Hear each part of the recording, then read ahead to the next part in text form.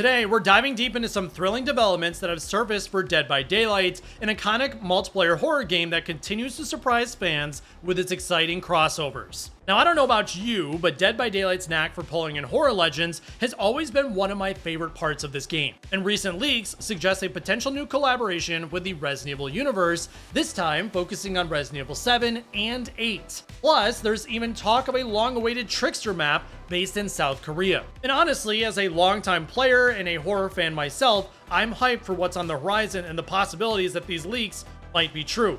So if you're excited as I am, kick back and let's dive right in. Now, before we do jump into the recent leaks, I do want to quickly recap why Dead by Daylight is such a perfect platform for these crossovers. Now, one thing I've always reminded people is that Behavior Interactive's asymmetrical multiplayer horror game has been going strong since 2016. And in this game, 4 survivors must outwit a killer, which is a formula that's been keeping us on edge for nearly a decade. And there's been tons of games that have tried to replicate that formula and they just simply die out and can't do it. But the real magic is the balance between original horror and iconic franchises. I still remember when they first brought in Michael Myers, and it felt like an absolute game changer, as he's one of my favorite horror film characters. And since then, they've added everything from Silent Hill to Stranger Things. You've got Alien, and then of course, Resident Evil. And so this mix of familiar faces and fresh challenges has kept Dead by Daylight feeling exciting and relevant even as it's nearing its 10th anniversary. Okay, so with all that background out of the way, let's actually talk about the big news,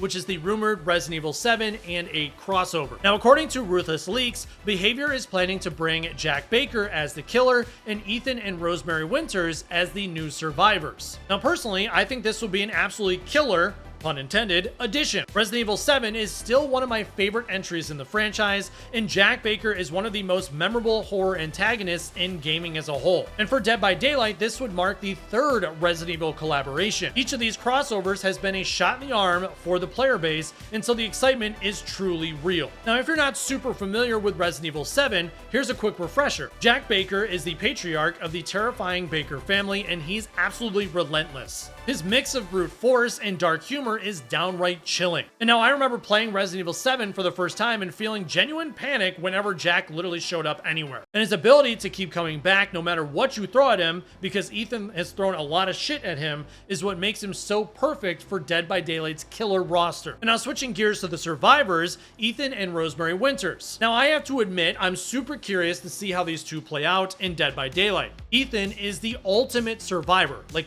literally, he has gone through also a lot of shit, and this guy can survive literally anything. And Rosemary, she's got those mysterious powers that could make for some wild new perks. And now, for me, the best part of any new survivor is seeing how their lore gets translated into gameplay. If they bring in perks that reflect Ethan's toughness and Rosemary's eerie powers, it's going to shake up survivor meta in a really fun way. And now, it is worth noting that Dead by Daylight's Resident Evil collaborations have been huge successes. The first chapter with Nemesis, Jill, and Leon, yeah, that was an absolute game changer, as the Raccoon City Police Department map was basically a love letter to Resident Evil fans. And of course, let's not forget Project W with Albert Wesker, as that added so much more depth to the game as well. And one thing I always find fascinating is how these chapters breathe new life into the game, even for players like myself who tend to drift away when there isn't new content. Now, speaking of success, let's talk about the numbers. When the first Resident Evil crossover dropped in 2021, Dead by Daylight skyrocketed to over 100,000 concurrent players on Steam. That's absolutely insane for a game that is almost 10 years old,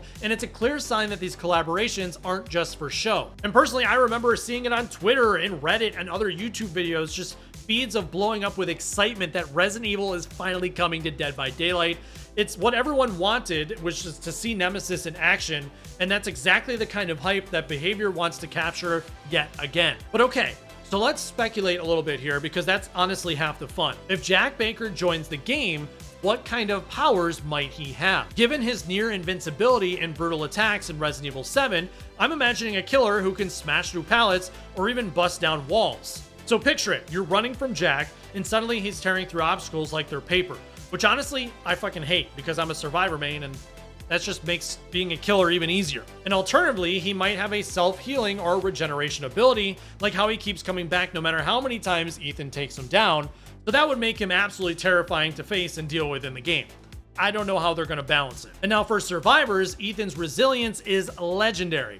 So perks that help him recover faster or shrug off damage would fit perfectly. Rosemary, on the other hand, could have perks that mess with the killer's senses, reflecting her mold powers. And as a player, I love when new survivors bring fresh strategies. So think about it, if Rosemary can jam aura reading or reveal killer auras, it'd create all kinds of new mind games in matches. But now let's shift gears and talk about the other big rumor, which is the Trickster's Map reportedly set in South Korea. According to Ruthless Leaks, we're looking at a March 2026 release. And now personally, this is one of the things that I've been waiting for.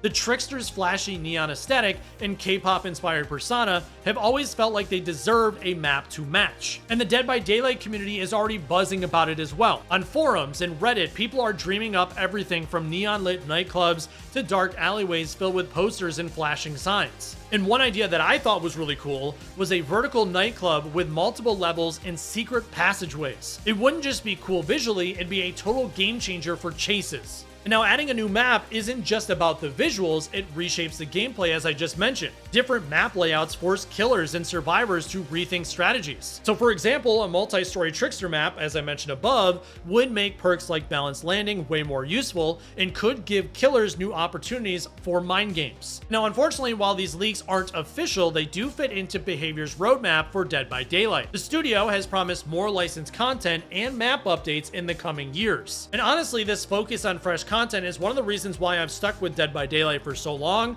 as it honestly never feels stale. And now taking a step back from that, it's incredible at how Dead by Daylight has become this pop culture melting pot. Horror movies, games, legends, they're all here, and I love how it's become more than just a game. It's literally like a living museum of horror, constantly evolving and adding new pieces. And of course, all of this is not just about excitement. These collaborations have real impact on the game. Analytics like Sullynome showed a 40% Twitch viewership jump during the first Resident Evil crossover, which is absolutely wild.